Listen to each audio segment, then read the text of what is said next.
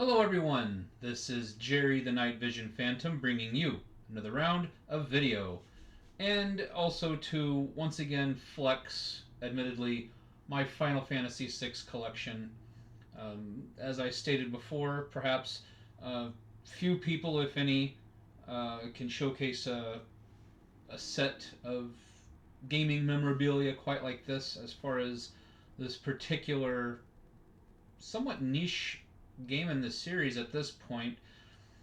Final Fantasy VI has been vastly overshadowed by Final Fantasy VII, of course, and there's good arguments for it.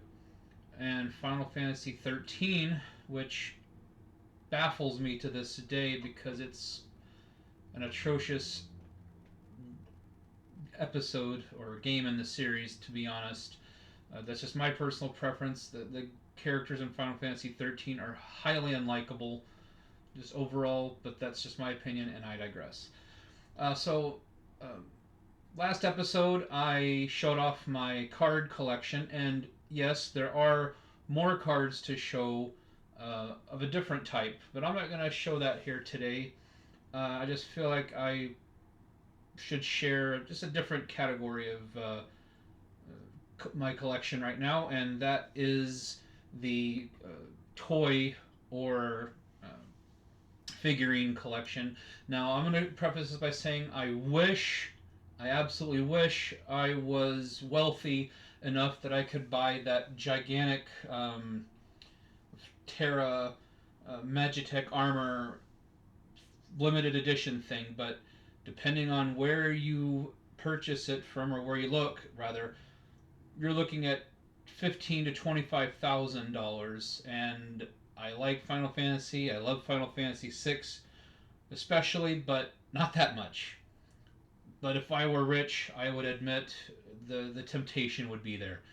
So, without further ado, I'm just going to start presenting my collection for you, and I'm going to start with one specifically. I'm doing one particular figurine out of order simply because it's probably the most fragile.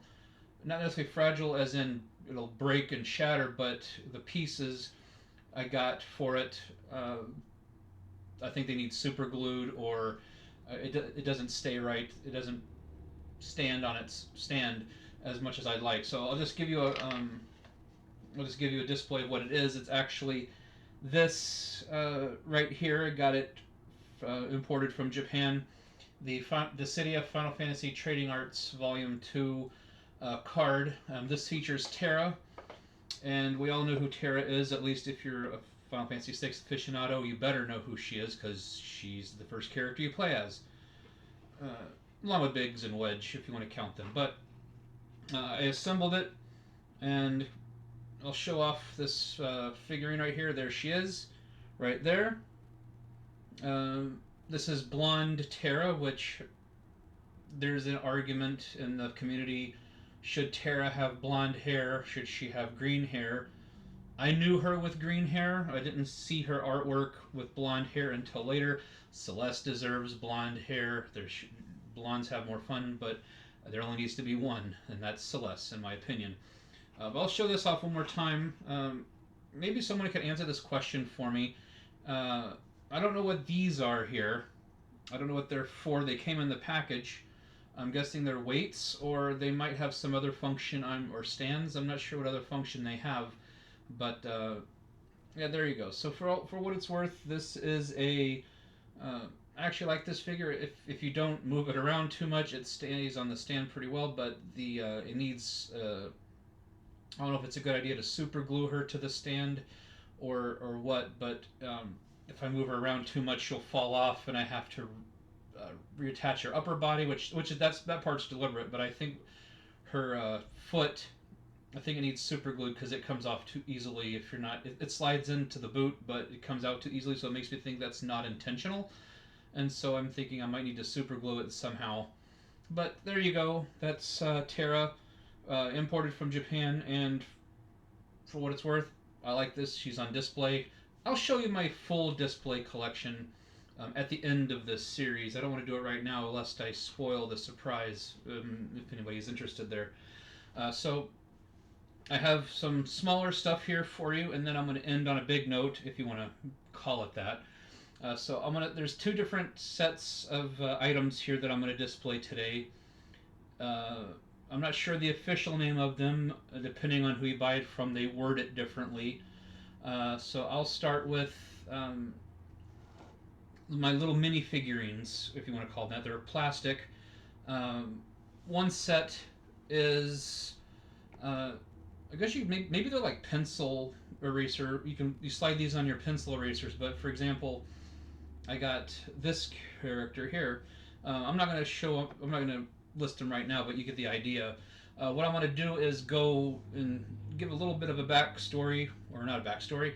I'm going to give a little bit of a synopsis of the character, my personal opinion of that character, and as I show them off. And so there's two things here. One, they look like pencil toppers, and the other one, the other set of items I'm going to show you are keychains that very similar looking, but I think they kind of are their own entity altogether. But I'll showcase them at the same time. I'll show you the pencil topper version and the keychain version. So without further ado, let's get started with character number one, and you've already been introduced to her in the beginning, and that is good old Terra right here. Terra Branford, known as Tina in Final Fantasy VI Japan. Americans call her Terra. Her name is Tina because that comes off as exotic to Japanese ears, apparently. I'll show her off one more time. And personal opinion on my ranking of characters as far as like end battle, story, etc. Definitely an I'll say an A minus as far as character development. She could have gone a little bit further with her characterization. Gets off to a really good start at the beginning, and then it kind of teeters off as the spoilers, as she gets reunited with you. She just kind of becomes just another character, irrelevant, so to speak. In battle, Morph's great. I never use Morph because I can still pretty much one-shot all of the hard bosses anyway with exploits. So, but the other part is the keychain version of this character, and these are, I think the keychain versions are definitely better because there's two. Unlike most others, I'll show a couple of examples later, but for now there's two, and this is the regular Terra here. See, there's a little keychain medal. All my keychains will have this little medal at the top. And then there's the transformed, the Esper, or Magical Beast version of Terra. Pretty cool, I like that. A couple of these items I have extras of, not that I went out of my way to get extras of them, but sometimes you have to buy these items in lots or groups, and you wind up getting duplicates as a result. And so they've actually been used as keychains or display. Not that I use them I don't use these ones here that I'm showing you because I don't want the value to be degraded as a result of constant use. But there you go for Terra. Our next character in order. I'm gonna try to do these in order of appearance, or at least categorize them by order of appearance or relevance to each other. Next character is clearly Locke, as you might see. There's Locke right there, and here is his keychain version. I'll just put them side by side so you can see there. Locke is one of my favorite characters in the game, although I think that he winds up becoming more overpowered than he should be by the end of the game. I think some of it is due to exploit, but to be honest, he's a thief. He should be exclusive to thief weapons. He winds up be able to use kind of medium armor, and he just has like Genji Glove and Offering with Valiant Knife and Atma Weapon. Unstoppable plus Thievery. His Steel Command is really good. Overall character story, he's up there. Probably I'll say an 8. I'll say about a good solid 8 in terms of story. Once again, he's actually the hardest character in my opinion to retrieve in the second half of the game, and you need him if you want to become overpowered. So, or not necessarily. You have to, but it helps. All right, so next character I'm going to present to you as far as storyline goes. I have... Where did he go? Okay. King Edgar. King Edgar. I'll just say story is a solid 7.5. Let me get the keychain version here for you. Yeah, 7.5. Uh, like I said, solid story, and then he kind of. I think I can. I'll just be a broken record here. That kind of happens with everybody in the World of Ruin. There, they all lose their relevancy as far as plot. Except one, I will say one character in the World of Ruin has a very good story from beginning to end, and I'll get to him here in a bit.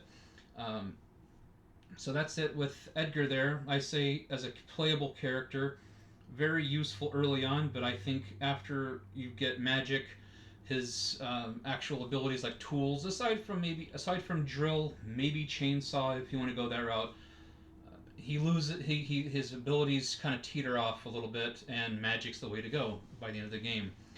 And then next comes my favorite character of all time, personally, my favorite character of all time, and that is, if I can untangle him, Sabin, or Sabin, however you want to pronounce it, or Mashu in the Japanese version. The other half of the Figaro brothers, I don't even think he's, not even with the Phantom Train suplex meme in consideration here. I liked him far beyond that was even a thing. I just like his characterization. I just like I have one of my stories in my books that I'm writing that I'm in the process of finishing. Uh, he's actually one of the characters is actually kind of modeled after him visually, like just his physique, not necessarily his personality, but that's another story for another day, pun intended. All right, so really quick, let me go and display the other relevant keychain here. It's the Figaro Brothers dual keychain. Uh, Interestingly enough, this is a pretty good item. Uh, Smaller than the other ones, but I think that's by design, obviously. Next character in the list, I think it's a character who you either really love him or he's kind of lacking because you just didn't get enough of his. It seems like they did something with him, and then by the end of hit harder than most was Shadow. Very cool character in the first half of the game. Second half, he's there. Still really useful. I find throw ability actually pretty decent as long as you're throwing shuriken or was it ninja stars or tack stars? I forgot the non SNES terms for those, but has a really good had a really good for the bits and pieces of characterization you get. It's very intriguing. Sadly, they don't do with it very much. In the end, it's kind of an unresolved thing. You'd love to hear more about it. All right, so next character we have in the list is another personal favorite as far as characterization, probably one of the most beloved in competition with Terra there, and that would be Celeste. No doubt Celeste is probably, I would say if I had to choose between Terra and Celeste, I say Celeste has slightly more longevity as far as plot and value as a character. Not that Runic is any good, believe me. Runic, not good except in two situations. One is the initial tunnel armor battle, which, if you're high enough in level, you can avoid that altogether. And two, the fight against Kefka on the snowfields of Narsh, which, again, you can bypass that, but it's actually pretty helpful because Kefka's magic is actually pretty strong for that point in the game, and so it is a little bit helpful, I will admit, and I think that was kind of the point of Celeste in that part of the game. And yeah, the opera scene, the opening part of the second half of the game, no need to high spoil, but just for the sake of it, I'm not going to go into it because it's well known at this point. But oh yeah, I need to show you the other one. That's the regular Celeste and uh, the Opera House version. Not nearly as impressive as, say, a morphed Terra. That'd be kind of cool if she could morph into Opera Celeste in the middle of battle. That'd be kind of interesting. Although I imagine all it would do is put the enemies to sleep with her repeated singing, which actually would be an interesting dynamic if they did that right. But once again, all right. Next, we're going into another character who gets a bad rap, although I personally believe he has the best story in the game. I will say he has the best story in the game, and love him or hate him in combat due to how slow he's perceived. I don't really have a problem with it. I just simply use the first sword tech in most cases, anyways, because it's very powerful, ignores defense, accurate, etc. And that's Cyan. And I have the keychain version here, although I don't think his sword is. His sword's definitely, or his katana is definitely not supposed to bend this way. But yeah, I think he has a really good story. He's introduced in a really great way. His motivations are clear, and then when you finally get him, not only do you retrieve him in the world of ruin, or the second half of the game, but he actually has a very good plot point that gets wrapped up, and it's a very important one. And I think those who've dealt with the pain of loss and everything like that can definitely relate to Cyan's case there. All right, we're getting. I think we're over halfway at this point. Next character, very very divided between the fan base, and that is Gao or Gao, however you want to perceive it, the wild child. Growing up, I did not like using Gao. Even now, with the known exploits of making him super OP, I still tend to stay away from Gao. And for that is the only thing I do with him mostly is um, get all the important rages, uh, and just use those periodically. But for the most part, I don't use him. He winds up becoming a magic user at some point, offensively. But other than that, yeah, I don't bother with Gao that much, like some of the other Berserker or characters that you lose control of in battle. I'm not really a fan of that style of fighting. All right, so we got another character here, and that is one of my coolest characters as far as artwork is concerned, but very mixed as far as gameplay. He's a pretty decent magic user when you actually get him in battle, but his ability stinks. I do not like slots. GP Rain is actually pretty decent, and then once you get the fixed dice, you can exploit that till Kingdom Come, and yeah, that's all she wrote. But Setzer's a missed opportunity with his uh, plot. He starts off pretty strong, kind of extravagant, but then yeah, his storyline drops off, and he has one of the weirdest comebacks as far as motivations to get him to be recruited again once you go to the world of ruin. It's basically, no, I don't want to. And then the other person says, but you must. And then Setzer says, okay, sure, you're right. You've inspired me. And then that's it.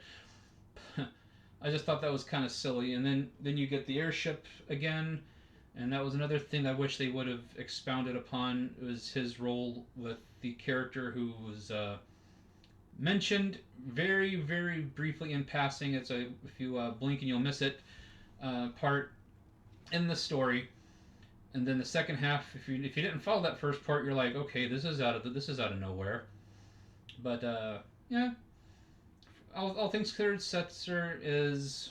I've totally forgotten to give my character scores. I might do this in an official video later on. Another more of a tier list, an official tier list. And then here comes another character that I'm going to show, and I don't use him either. People say he's great as a Dragoon, but I just simply don't use him. There are better options, and that's good old Mog. Although if you play your cards right, not like Setzer has in some cases, uh, and this is him with another Moogle. I'm guessing maybe Malulu was his girlfriend, perhaps. Uh, but he's another one of those like use his ability and you lose control of him, and then he's a glorified dancer class, which yeah he dances, but it's not like if you just use him for dancing purposes only, you'll be underwhelmed.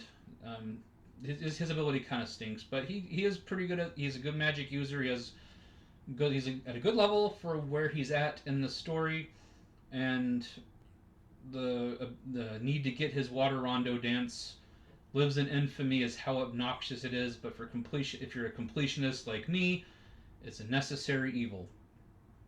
All right, we're on the final stretch here. Uh, got like what, 5 or 6 more to go, 5 or so. All right, next character is my personal, like in my top 4 or 5, maybe in my top. I'll just say top 6. I actually like Strago a lot. He's one of my favorite characters. Um, yeah, he's his blue magic or lore ability really kind of underwhelming for at the point you get him in the game. If you got lore early on in the game, much earlier, and they had a slightly better selection of spells, yeah, he'd be greater. But for the most part, he's actually really useful, and I just like using him. Nothing more to it than that. On the other hand, his the other character who I'm referencing is oh, okay. Well, give me a second here. Her her arm fell off. Her arm fell off. That's normal. It does. It just it's a it snaps back on, but she's been in storage for a little while, so that makes sense. Um, did her arm break off? I don't think it did. It just popped off. Okay, yeah, okay, it just popped off. There we go. It just popped off. All right. Anyway, there's the keychain version of her. Beloved character. As far as she's a very good, very high magic stat. I don't like using her outside of magic. Sketch stinks. Control, the ability to control with the fake mustache, actually pretty useful. And so, not only is it control, but you can actually learn lores that way. You can just make short work of some enemies, like the Brachiosaur, who's infamously the hardest enemy in the game. You can just put him under control and then do your thing to destroy him. All right, next character we're going to is Gogo, who for the longest time I didn't know you could customize his ability list. No, sorry, he's backwards there, and I got these held backwards. But there's Gogo, he or she. We don't know. I'm not going to play the politics game there. We don't know what gender Gogo is, but I'm just using a generic he here. That he is a very useful character if you want to go that route. He's a good thief in Locke's absence and can be a good backup for other abilities. And then the other character who I never use, like he's there, he's still beloved because he's just an integral part of just the Final Fantasy VI experience, and that is Umaro. I don't like using him. Some people, and I've thought about this, and they're right. He's actually very useful for the Colosseum because you don't want to do anything except attack or cast Ultima or Flare or whatever. Besides that, um, I don't bother with Umaro. I heard he's useful in the Fanatics Tower. I don't know if I've ever used him or not, but in that capacity. All right, and then before I get to the final character, there's a other final character you might not expect to be in this series, and that's General Leo, who plays an important part of the first half of the game, and of course, he's irrelevant in the second half. Um, I really wish that if they ever did a remake or something like that, they would expand his role, leave him up to the same fate perhaps, but definitely just give him more of a presence. He comes and goes, and then besides that, nothing more to him except being the motivation for one of the characters. All right, and then everybody, you may figured out who the last character is, and that is the big bad himself, Kefka Palazzo. Uh, doesn't seem so intimidating in his artwork. It just looks like a kabuki, or maybe like a kabuki, or I forget what maybe there's another term for it, but it's more of just a kabuki character. Then this one's just more of like an angry, flamboyant character. Not sure, but Kefka, little needs to be said. Said he's one of the greatest not just villains of all time, but not one of the greatest Final Fantasy villains, but one of the greatest villains of all time. One of the few characters who actually uh, did what he set out to do, accomplished it, and that's the summary of that. And to lead off with that, my final item in this collection, unrelated to those little items there, is the Final Fantasy Master Creatures collection. And this is an unopened box, and I'm not going to take it out, but you might be able to see somewhat clearly that yeah, Kefka's image is in there. I wish it was a little bit easier to see him. They put him so far back in the box.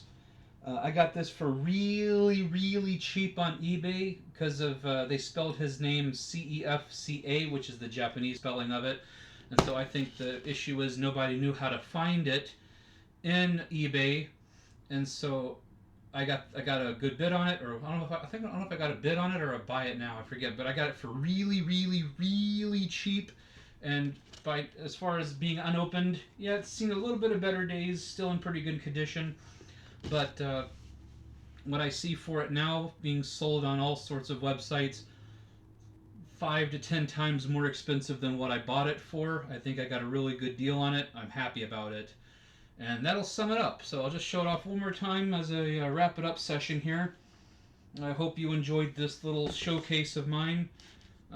Like I said, it's a flex of mine, but I'm not like bragging about it like, ha ha ha, I'm better than you or anything. But I just wanted to show it off just because this is a series that's very nostalgic for me, or this is a game that's very nostalgic, not necessarily the series, but the game itself is very nostalgic. I think probably that's what drives me to want to collect this stuff, is because uh, long story short, during some rough periods in my life, it was a good way to escape at that time. So, all right, that's gonna wrap it up. Another very long video. I hope you enjoyed everything for what it's worth. I know I'm not the best at being articulate in what I want to do. This is really off the cuff for the most part.